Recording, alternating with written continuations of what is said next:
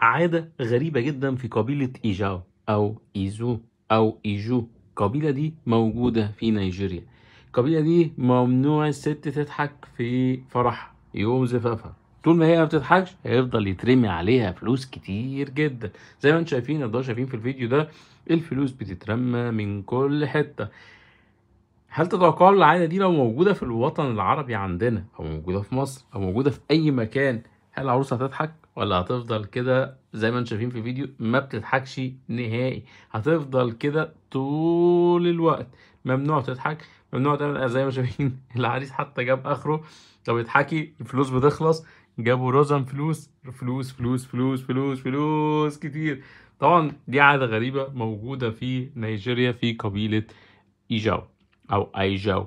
دي قبيلة موجودة، بيبقى موجودين في غالبا في الغابات في باي في غابات قبيلة بايلسا. الغابات دي موجودة في نيجيريا زي ما أنا قلت لكم. هل لو العروسة عندنا بنفس الواي وعندنا نفس العادات، هل العروسة هتضحك؟ هتهرج؟ ممنوع تتكلم، ممنوع تفتح بقها. ممكن العريس يقعد يتوسل ليها ردي عشان خاطري.